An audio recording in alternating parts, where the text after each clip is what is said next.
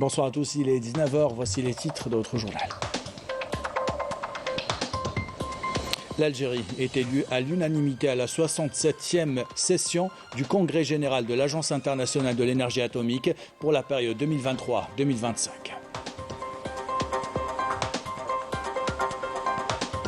Les produits algériens à l'honneur à Kampala. Nous verrons dans ce journal les images de la foire des produits algériens en Ouganda et nous écouterons les deux ministres du commerce algérien et ougandais.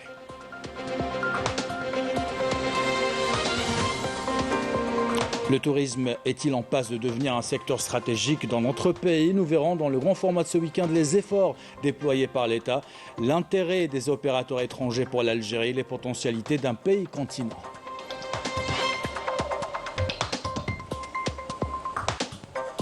Nous consacrons dans ce journal tout un volet à l'environnement. Nous verrons comment l'association Récif, en collaboration avec la Radio Nationale, sensibilise contre les dangers de la pollution marine. Et nous verrons également les propositions de nos start-up en matière d'innovation environnementale à l'occasion de la 3e édition du Salon international de l'environnement et des énergies renouvelables.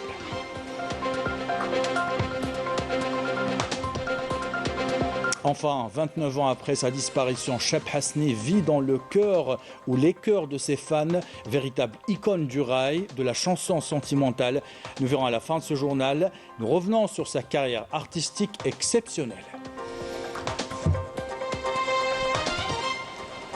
Voilà pour les titres. Bienvenue à tous. L'Algérie a été élue aujourd'hui à Vienne à l'unanimité par la 67e session du Congrès général de l'Agence internationale de l'énergie atomique comme membre du Conseil des gouverneurs de l'Agence pour la période 2023-2025. Une élection soutenue par le groupe des délégués africains permanents auprès des organisations internationales à Vienne. Cette élection intervient en continuité de la dynamique que connaît la diplomatie algérienne sous l'égide du président de la République et son retour en force sur la scène internationale avec son élection comme membre du Conseil des droits de l'homme de l'ONU et membre non permanent du Conseil de sécurité de l'ONU. Lors d'une allocution prononcée suite à cette élection, le représentant permanent de l'Algérie à Vienne a réitéré le total engagement de l'Algérie à représenter l'Afrique en coordination avec les autres membres représentants du continent et à défendre des intérêts en toute sincérité afin de bénéficier des usages pacifiques assurés par la technologie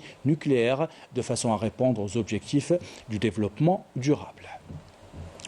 Parlons maintenant de coopération économique algéro-ougandaise et l'ouverture de la foire des produits algériens à Kampala.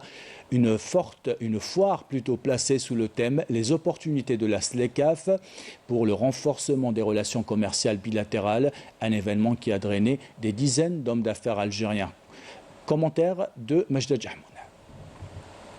Et les travaux du Forum du commerce et de l'investissement algéro-ougandais ont débuté ce samedi avec la participation de 51 entreprises algériennes publiques et privées activant dans plusieurs secteurs. Cette rencontre est une occasion pour promouvoir les relations économiques et commerciales entre les entreprises économiques et commerciales des deux pays. C'est aussi un rendez-vous qui met en avant la volonté de l'Algérie à exporter ses produits vers le marché africain et de dynamiser l'investissement au niveau continental. Les visites de travail que nous avons déjà effectuées en Mauritanie, au Sénégal, au Cameroun et en Côte d'Ivoire traduisent l'intérêt que nous accordons au marché africain. Je tiens à souligner l'importance de l'accès des produits algériens au marché africain et de l'investissement au niveau continental, conformément aux instructions du président de la République, Abdelmadjid Tebboune. Nous sommes à Kampala pour confirmer toutes les décisions prises lors des réunions conjointes et pour mettre en œuvre les instructions des présidents des deux pays qui ont des liens historiques et qui se traduisent aujourd'hui par des relations économiques solides. Cette foire permettra de créer un partenariat entre les sociétés ougandaises et leurs homologues algériennes qui présentent des produits de qualité selon des normes internationales et offre une occasion de rencontrer des producteurs algériens. La volonté de conquérir le marché africain s'est traduite par la forte présence des hommes d'affaires algériens à cette rencontre, ainsi que la signature des plusieurs accords en marge de l'inauguration de la foire des produits algériens à Kampala. La déclaration du ministre du Commerce ougandais était forte. Il a précisé que le produit algérien est très concurrentiel et que son pays accorde une importance particulière particulière à notre marché. Cette rencontre est une occasion pour nouer des partenariats et de faire connaître davantage le produit algérien sur le continent africain. Nous avons remarqué la foule nombreuse qui s'est intéressée à nos produits lors de la foire inaugurée par le ministre du Commerce.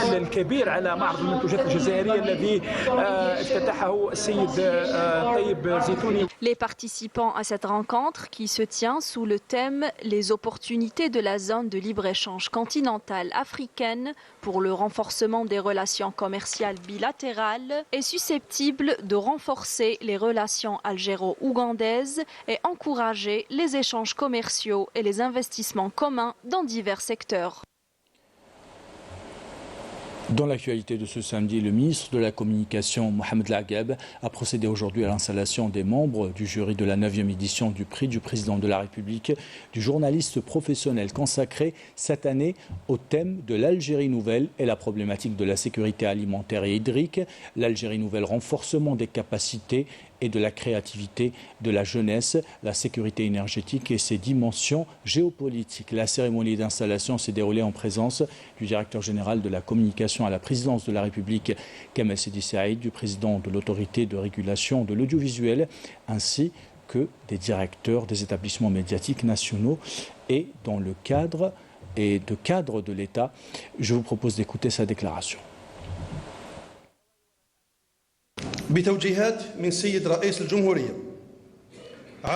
En application des orientations du président de la République, Abdelmadjid Tebboune. Ce prix a connu une amélioration à travers le choix de 3 thèmes au lieu d'un seul, à savoir l'Algérie nouvelle et la problématique de la sécurité alimentaire et hydrique. L'Algérie nouvelle, renforcement des capacités et de la créativité de la jeunesse et la sécurité énergétique et ses dimensions géopolitiques.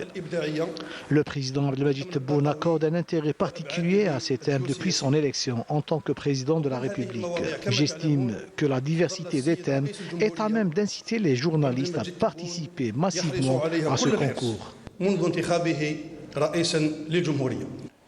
Autre site de l'actualité de ce samedi, le CITEF, dans sa 22e édition, Saïda Mayouf et Fariel Sheikh s'intéresse ce soir à la formation des ressources humaines dans le secteur touristique. Cette ressource reçoit-elle la formation adéquate et les instituts de formation existants sont-ils en capacité de prodiguer des formations pour un nombre suffisant de professionnels? Réponse dans ce reportage. En matière de promotion du tourisme, c'est une dynamique certaine qui a été insufflée ces dernières années à ce secteur stratégique. Un investissement considérable a été fait. Un investissement qui comprend également la formation de la ressource humaine. Pour un pays comme l'Algérie, qui fait partie des top 20 plus beaux pays au monde, ce sont des critères objectifs et scientifiques. C'est un pays qui fait partie des 9 plus grandes nations au monde en termes de superficie. C'est quand même pas rien et c'est le premier pays continent en Afrique. Réfléchissons 2 secondes. Donc le tourisme, c'est universel. Le tourisme, c'est le moteur de l'univers. Les experts et spécialistes dans le secteur touristique déplorent l'insuffisance des écoles et des instituts de formation. Pour ceux que nous avons interrogés, le nombre d'instituts et de formations ne répond pas aux besoins du marché. Sans la ressource humaine, nos métiers sont des métiers qui sont autour de l'humain, du bien-être de l'humain. Aujourd'hui, nous devons nous pencher sérieusement sur la formation de l'homme et à différents niveaux. Il faudrait qu'il y ait aussi un rapprochement entre les instituts de la culture, de l'environnement, du sport et du tourisme. Et il faudrait qu'on aille après vers des spécialisations sur les guides de montagne, les guides de ville, les guides de patrimoine. Ça, c'est des sujets aujourd'hui de la demande très pointus. Nous sommes dans un pays continent et il faut qu'on soit aussi dans notre tête qu'il faut être au niveau international. Donc pour être au niveau international, il faut beaucoup d'écoles de formation. Un manque qui a été comblé ces dernières années par la création de centres de formation.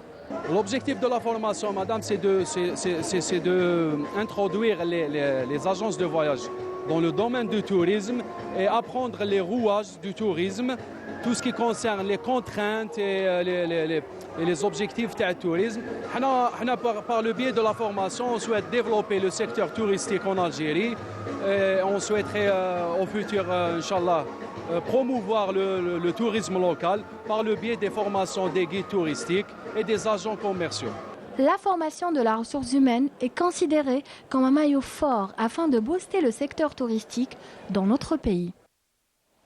Et dans le grand format de ce week-end, on s'intéresse à un secteur qui pourrait devenir un maillon fort de notre économie, le tourisme. Notre pays est-il prêt à devenir un pays touristique? Les hauts responsables de l'État vantent les récentes décisions prises pour faciliter notamment l'entrée des touristes étrangers dans les villes du Sud. Des initiatives saluées par les opérateurs nationaux et étrangers qui expriment la volonté de revenir ou de s'installer en force dans notre pays. Les détails avec Amélie Siritil. Comment relancer le secteur touristique en Algérie? Le vœu des professionnels du tourisme est en passe de devenir une stratégie nationale. Ce secteur bénéficie ces dernières années d'une attention particulière de la part de l'État. Plusieurs efforts sont consentis pour relancer durablement le secteur du tourisme. Et parmi ces mesures, nous souhaitons que tous les opérateurs se conforment au texte de la nouvelle loi sur l'investissement. Nous comptons des dizaines de projets validés par l'Agence nationale de l'investissement. La même chose pour ce qui est du foncier touristique, ainsi que les zones d'extension touristique qui comptent 249 zones et 77 plans approuvés et plus de 1400 assiettes foncières destinés au secteur du tourisme. Nous souhaitons que les opérateurs investissent en force ce créneau. Nous avons facilité les procédures d'obtention du visa pour les adeptes du tourisme saharien. Nous avons instauré le visa à l'arrivée délivré à l'aéroport. Cette procédure, qui est opérationnelle depuis une année déjà à Djanet, sera généralisée au niveau des 5 nouvelles destinations pour l'année 2023-2024, à savoir Gherdaya, Ilizi, Tamanrasset, Timimoun et Bni Abbas, pour développer le tourisme saharien en Algérie.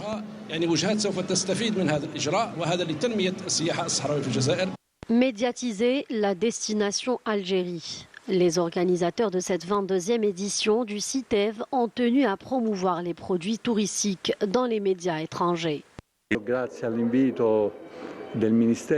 Je tiens à remercier le ministère du Tourisme et de l'Artisanat algérien pour son invitation à l'occasion du CITEV. Ce salon représente une opportunité pour la promotion du tourisme en Algérie et de jeter la lumière sur les potentialités touristiques de ce beau pays.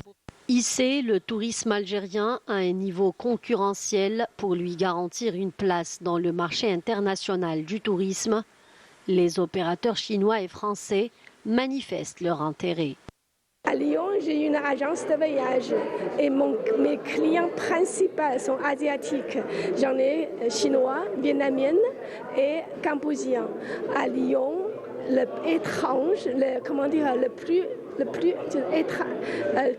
asiatique à Lyon, c'est une communauté vietnamienne.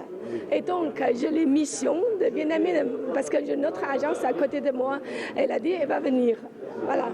Et je vais l'emmener tout ce que je vais découvrir à mes compatriotes asiatiques à Lyon. On est aussi une association de voyagistes, puisqu'on envoie des gens dans 60 pays et 250 destinations, mais aucune en Algérie encore pour l'instant. Donc on est là pour corriger un peu ce problème. Des touristes qui peuvent compter lors de leur séjour sur des guides algériens professionnels formés et encadrés. Le mot guide, ça ne paraît rien du tout, mais en fin de compte, c'est l'image de l'Algérie. C'est l'ambassadeur de l'Algérie. Plus grand pays d'Afrique, l'Algérie offre une diversité touristique tout au long de l'année, ce qui pourrait placer notre pays comme première destination touristique du continent. Dans le volet environnement de ce journal, on s'intéresse à cette opération de nettoyage des fonds marins menée par l'association Récif, une initiative qui a permis de collecter des tonnes de déchets. L'opération pilotée par la Radio Nationale ambitionne d'abord de sensibiliser sur l'état inquiétant de pollution qui caractérise notre mer Méditerranée. Couverture signée Raouf Hamouche. L'enfant d'aujourd'hui sera l'éco-citoyen de demain. Partons de ce slogan que cette opération, une bouteille à la terre, une balade en mer, a été lancée par l'association Récif afin d'insuffler chez les enfants la culture du respect de l'environnement et les initier dès leur jeune âge au recyclage. Nous avons collecté des bouteilles en plastique afin de pouvoir les recycler. Nous avons le devoir de préserver notre environnement. De leur côté, les plongeurs du club Récif, accompagnés pour la première fois dans cette grande opération de nettoyage de plongeurs des forces navales, se sont chargés de nettoyer les fonds marins du port, où plusieurs sortes de macrodéchets et détritus vont être collectés et qui seront par la suite triés puis traités. Vous voyez tous ces plongeurs-là, on va descendre pour nettoyer les fonds du port loisirs et de pêche. Aujourd'hui, c'est la journée mondiale de la mer. C'est pour sensibiliser les autres personnes, pour garder notre environnement propre et comme ça, il va nous durer plus longtemps. Nous avons une majorité de jeunes, bien sûr, comme vous dites, des étudiants, des personnes très engagées. Plus d'une vingtaine de plongeurs sont descendus à l'eau avec des apnéistes aussi pour les aider. Donc il y a, comme vous pouvez voir, une très bonne ambiance. En moyenne, 229 000 tonnes de déchets plastiques sont déversés chaque année dans la Méditerranée, ce qui la classe comme l'une des mers les plus polluées. Grâce au travail de couverture de la radio nationale, cette opération de nettoyage et de sensibilisation a drainé des milliers de volontaires. Et là, on plonge. Bon, c'est vrai que je ne suis pas en tenue de plongée sous-marine. Ça ne saurait tarder. Vous comprendrez que j'ai quelques petits problèmes à régler chez mon couturier. C'est une opération importante. C'est vrai que quand on contemple la mer, on se dit ouais, bon, il y a d'autres choses, mais c'est une opération très importante pour l'écosystème de nos côtes. À l'occasion de la Journée mondiale de la mer, une campagne nationale de nettoyage des ports des 14 wilayas côtières a été organisée par la chaîne 3. Cette opération a vu la participation de centaines de bénévoles et employés de plusieurs stations de la radio nationale. La société de gestion des ports de pêche et de plaisance, l'association Récif et l'université USTHB travaillent en étroite collaboration pour suivre tous les déchets flottants et entamer le processus de valorisation et de recyclage. Cette start-up elle est presque prête. Et son objectif ou bien sa méthode de travailler, c'est d'agir par intelligence artificielle. Donc l'idée, c'est d'installer des caméras au niveau des quais, au niveau des ports ou bien des barrages, des lacs, des surfaces marines, etc. Donc ces caméras vont collecter des vidéos concernant les déchets flottants. Et puis par intelligence artificielle, ça va nous permettre de détecter ces déchets, leur quantité, leur nature, ainsi que leur position. Après une demi-heure de plongée, nous retrouvons nos plongeurs et le constat est inquiétant. Ce sont plusieurs dizaines de pneus usagés, des centaines de sacs plastiques, ainsi que d'autres déchets solides qui ont été collectés. شفنا بزاف دي ديجي اون بلاستيك شفنا بنوات شفنا دي باتري كيما كنشوفوا مع لي بلونجور خرجناهم هنا واش راح نقول لكم راح نقول جميع واحد يجي للبور يجي يعوم ولا نيمبورت حدا يجي للبحر يرفد لابوبيل تاعو يديها معاه كاين قايطه البلديه في شاك اندروا كاين نحطوا لابوبيل. Rien ne se jette, tout se transforme. Les bouteilles en plastique collectées seront remises à une entreprise de recyclage qui les transforme en jouets pour enfants. Des jouets qui vont se retrouver entre les mains des enfants atteints de cancer. Et toujours à propos d'écologie, on s'intéresse ce soir aux innovations de nos startups dans ce domaine.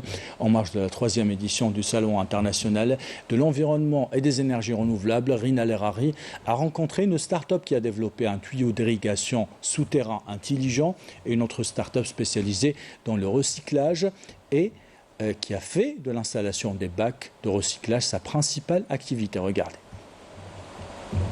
À l'heure où les enjeux environnementaux liés au dérèglement climatique, la transition vers les énergies renouvelables s'impose plus que jamais.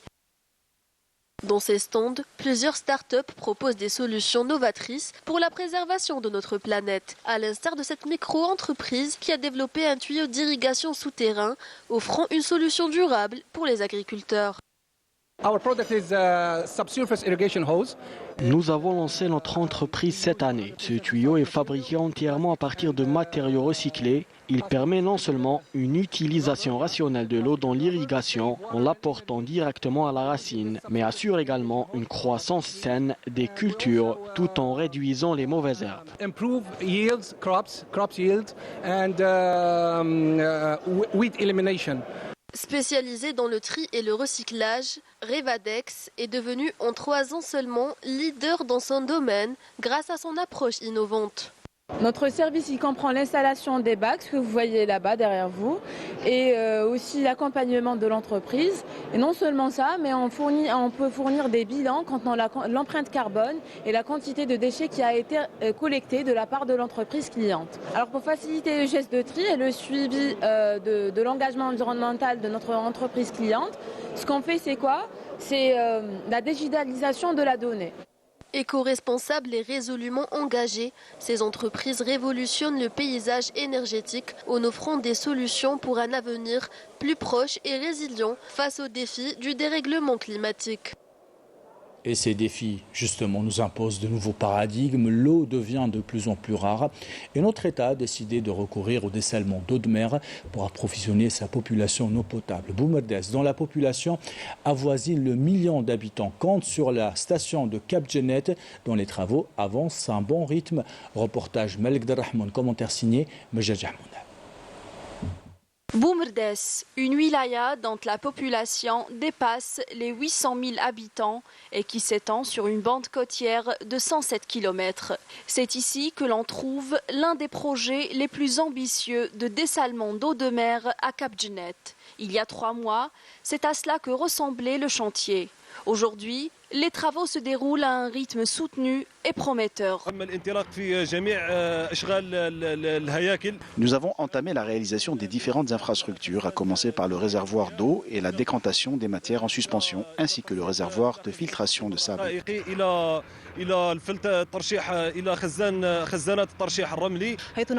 Durant cette étape, nous pompons l'eau sous haute pression à travers des membranes spéciales. Le rôle de ces membranes est de dissocier les sels et les restes des impuretés de l'eau. Les travaux s'effectuent jour et nuit avec des bureaux d'études et une main-d'œuvre algérienne déterminée à mettre en service ce méga-projet d'ici la fin de l'année prochaine pour approvisionner en quantité suffisante cette wilaya et la partie est de la capitale. Nous avons tout mis en place, notamment les équipements, pour remettre ce méga-projet dans les délais impartis.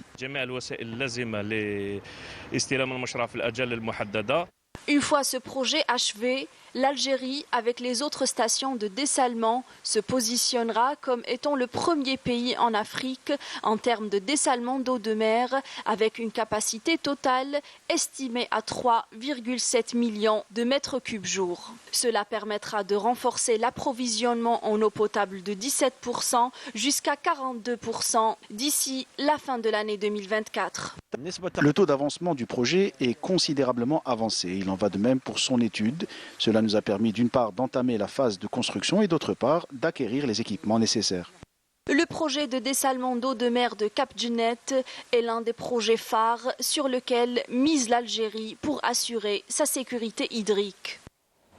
Et parlant toujours de protection d'environnement à Chlef, les chasseurs s'organisent dans une wilaya classée première en nombre de circuits touristiques à l'échelle nationale. L'objectif est de réguler la faune sauvage et protéger notre flore. Les détails avec Rina Lerach. C'est au cœur de cette forêt, située au pied du barrage de Sidi Yaroub Achlef, que les chasseurs de la commune de Ouled Ben Abdelkader se rassemblent, élaborant leur plan de chasse, avec pour objectif réguler la faune sauvage et préserver la biodiversité de cette forêt. Nous organisons des patrouilles en collaboration avec les autorités forestières ainsi que la gendarmerie nationale. Aussi bien de jour comme de nuit, nous avons hérité cette pratique de nos aînés. La Fédération régionale des chasseurs a été le premier soutien au secteur forestier, particulièrement en ce qui concerne la gestion des dégâts causés par les sangliers. La wilaya de Chlef compte un total de 35 circuits touristiques. la plaçant en première position au niveau national. L'un de ces itinéraires a récemment été mis en place, à savoir le parcours touristique vert. En équipe, armés et déterminés, les chasseurs s'avancent vers le cœur de la forêt pour chasser les sangliers sauvages. Soudain, un sifflement rompt le silence, signalant une possible découverte.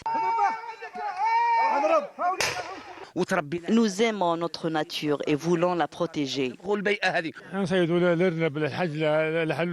Nous chassons divers animaux, tels que les lièvres, les sangliers et les loups. Nous avons appris la chasse dès notre jeune âge. Puis nous avons suivi des formations adéquates. Nous sommes équipés de nos armes et nous chassons fréquemment dans la forêt.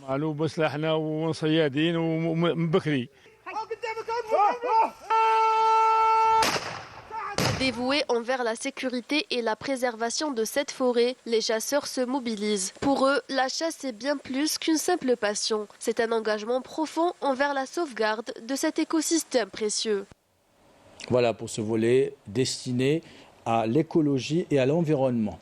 Suite à un appel de détresse reçu par le Centre national des opérations de garde et de sauvetage en mer au niveau de la 2e région militaire hier à 4h30, émis par le navire commercial Adélaïde, faisant état de la chute dangereuse d'un membre de son équipage de nationalité turque qui lui a causé des fractures au niveau du crâne et du bras et qui a nécessité son évacuation médicale. Une fois alerté, le Centre national des opérations de garde et de sauvetage a enclenché une opération de sauvetage en mobilisant un hélicoptère et évacué le blessé en toute urgence vers le CHU de Mostaganem pour la prise en charge médicale nécessaire. Cette opération s'inscrit dans le cadre des nobles missions humanitaires relatives au sauvetage des vies humaines en mer.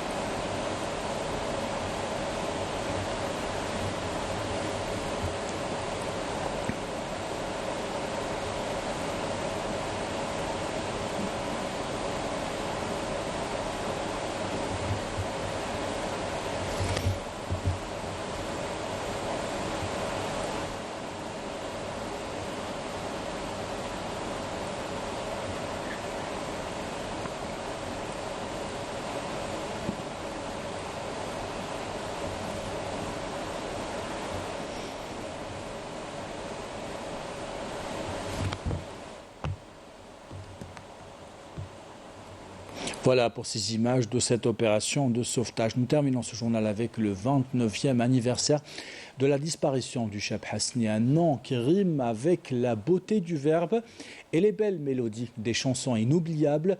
Ceux qui l'ont assassiné voulaient le faire taire. Ils ont fait de lui une légende.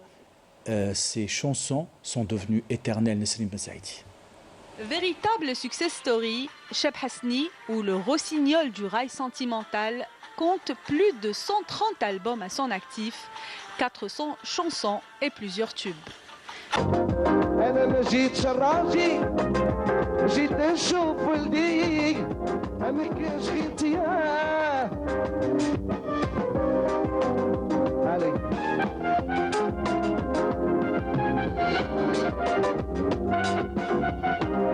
C'est dans ce vieux quartier au cœur d'Oran que Hasni voit le jour le 1er février 1968. Hasni Chakroun voulait d'abord être footballeur, mais le destin en avait décidé autrement. Son parcours sportif sera très vite interrompu à l'issue d'une blessure alors qu'il n'avait que 15 ans. C'est à l'âge de 18 ans que Hasni enregistrera sa première cassette qui sera par la suite le point de départ d'une belle carrière artistique.